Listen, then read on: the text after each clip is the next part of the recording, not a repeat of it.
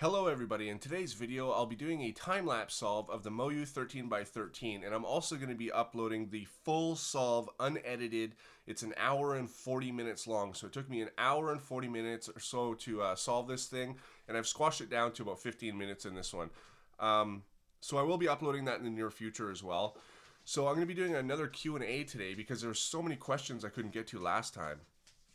And I remember when I did the video last time, I asked you guys to ask me questions in the comments, and so I was going to use the comments from there, or like the questions from the comment section. But they're so mixed up with people who are actually just commenting on the video instead of asking a question. It's very hard to find them and to organize things. So I just did it off of Facebook again. So I apologize to those people who aren't going to get their questions answered. But most of you guys are also on Facebook too. So I'm going to start from the top with the most thumbed up one. And that comes from, I'm sorry if I don't pronounce your guys' names properly. The first one comes from Jiangsu Park, and he wants to know, are you and Erin still together? So for those of you who don't know, Erin is my girlfriend, and we've been together for a very long time. And we are still together, we still live together, all that kind of stuff. Everything's great. We're going to spend Christmas together with my family, and we're supposed to spend Christmas with her family too, but it looks like I might get shipped out for work, for training, because I've probably got a trucking job with Canada's leading trucking company, so that's really good. A little bit of a sacrifice to miss Christmas with her family, but I go there every year anyways. But yeah, everything's good with us. Thanks for asking about that. Michael wants to know, if you could visit anywhere in the world, where would it be? Well, I've never traveled. I've traveled with my painting job that I had, and the furthest I've been away is 2 provinces over in Canada. Um, so I haven't been out of my country, and it's funny because I actually live a half an hour drive from the States. I've never been there. I've been on the border, but I've never actually crossed the border. So I don't know. I've always thought, where would I like to go? You know, I've never gone anywhere. I've only ever looked at pictures or what my friends have told me and things like that. One of the places I think out of anywhere that I would really like to go would be Thailand. And I've seen a lot of things from there, a lot of videos. Obviously, Tripoom lives there, and I'd love to meet him as well. Um, but just the culture there is really nice. The atmosphere, the landscape is really, really nice. I think it would just be a really cool place to visit. So if I could pick anywhere, it would be Thailand. Jordan wants to know, if you were forced to sell or give away your entire cubing collection, but you can only keep 3 puzzles, which would they be? Okay, well, I'm going to pick one speed cube, and that would be the Moyu Aolong version 2. So that would be one, my speed cube. But I'm also more into custom puzzles and stuff. So I would think for challenge-wise, that would keep me solving for a while would probably be the Professor Ghost Cube. And for something cuboidy, I would probably choose the 6x8x8 because it's not as tedious as the 8x10x10, and it's not as easy as the 4x6x6. But floppy cuboids are really, really awesome. So I'd probably choose the 6x8x8. I know a lot of you guys will. What about the Ultimate Shapeshifters? The 6x8x8 is a bigger cube than that, so it's actually a lot more fun for me to solve. What do you, Kevin asked this. What do you think for you is the most frustrating or annoying about cubing? Well, it's hard to say that without being negative. Obviously, the only question I could have would be a negative answer. Um, I think that for me, one thing I've noticed about the community that I think is the most annoying is when some, not all, and actually barely any, but some speed cubers that are very fast tend to almost seem like they look down on people who are slower. Like they weren't there at one point too. And I've noticed this in the speed solving forum. A lot of fast people have come down on me for reviewing the top speed cubes before anybody else does because I'm slow. There's a lot of, people make fun of other people because of their speed, not remembering that they were once at that speed too. I think it's just a bit of an arrogant thing to do. I've heard at competition somebody said, "Oh, do you hang out with this person?" And that, I'm not saying who said this, but that person was like, "No, they're not fast enough for me to hang out with." And I was like, "What? Like, you really just say that?" We're all at different points in cubing, and I think that we need to respect each other for being the speed we are, because no matter how fast you are, you once took 5 minutes to solve the cube. You know what I mean? So I think that if I could change one thing, people should chill out on that and let people be where they're at. And a lot of people are very, and another thing too, I guess, is a lot of people are very new and they ask newbie questions, and people come down on them for that too. It's like, you were new at one point too, you know? So if I could change one thing, it would just be that kind of mental attitude that some people have. All right, some of these questions here I've already answered in previous ones. Let's see here. Someone wants to know, what are my 3 or 4 desert island cubes? I guess I just answered that one as well. All right, Michael Womack. Okay, so Michael Womack is pretty well known in the community. I mean, he doesn't have a ton of subscribers, but he's doing pretty well. He's a pretty nice guy, and he's very, very vocal. He's very, very active in the community. He posts everywhere. I've seen it. I really like the stuff that he posts. And he's got a few questions for me to answer. I don't know if I'll get all 3 because I have a lot of people, Michael, but we'll just go with your first one. Would you buy mods from a new modder to support them? That's a really good question. A lot of people do that because they can't afford the very expensive mods that are done by the very experienced people. It really depends on the puzzle, Michael. It really depends on the quality of the puzzle as well.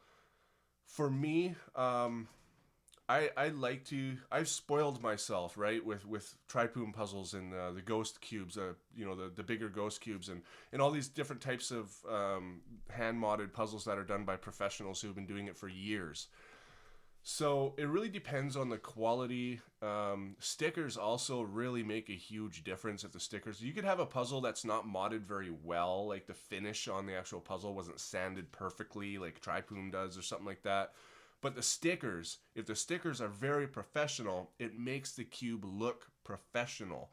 You could have a Tripoon puzzle modded puzzle with terrible stickers on it, and it looks terrible. So stickers are a huge part, and that's why on a lot of my mods that I do, I actually measure out the pieces I need, and I send them to Oliver so he can make me professional stickers, because I'm not saying my cubes are bad, but I'm not the best at modding, but I'm pretty good.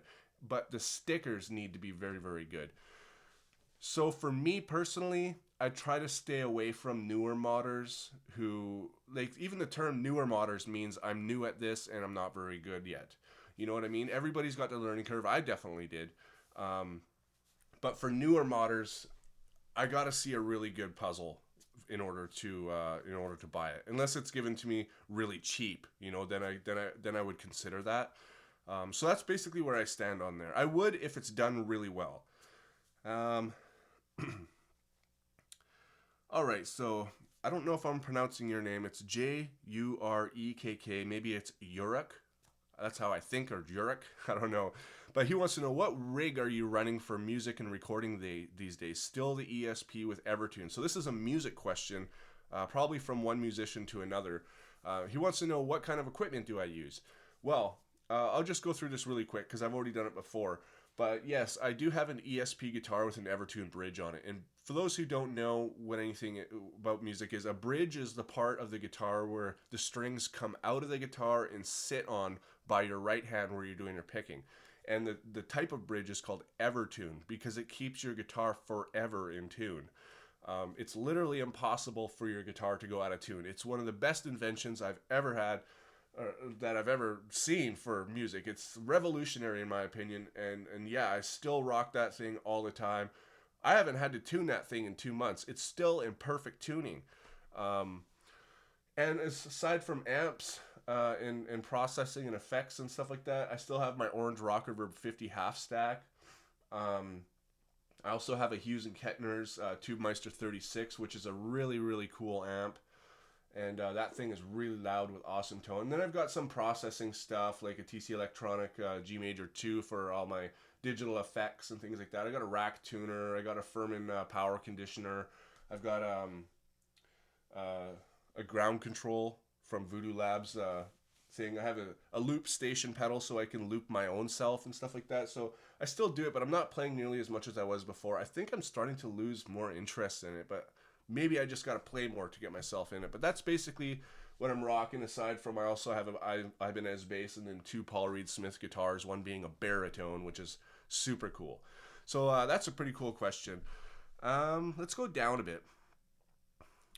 Brandon wants to know what got you into wood burr puzzles.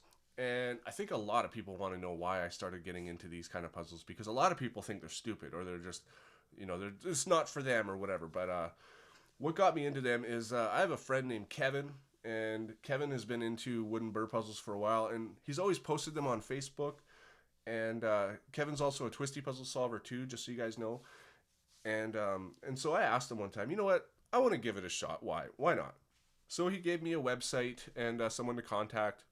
And so I contacted this person and I bought the piston puzzle. That's the very first one I showed you guys, which I don't even have anymore because my dog chewed it up, which was terrible because that was a really well-built puzzle.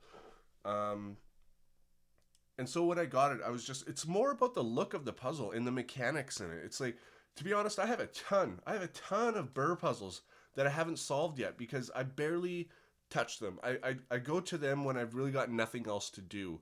I like to design them and I like to collect them more than I like to solve them and take them apart. It's the whole design of the puzzle that really gets me. How somebody is able to make these pieces in such a way that they only go together in one way, and how did you know that? And when I figured out, people helped me too, but when I figured out exactly how to design these puzzles myself and I started to design, it just took off from there. It became a different hobby of mine. I probably got about 40 designs ranging from very simple puzzles to extremely complex puzzles. So thanks for the question there. Austin wants to know, can you solve a Megaminx with mittens on your hands? I'm sure I could. I don't have Megaminx to do that with, though, because I'm not really into the Megaminx.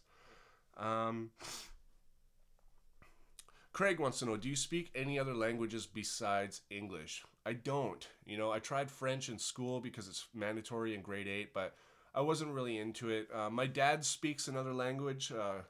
It's like a Low German. It's called Mennonite. And I grew up with him speaking it, and I'd see him speaking it to his family and his brothers and things like that, but I never learned it. So I wish I did, but I never did. But I wish I was bilingual, but I'm not.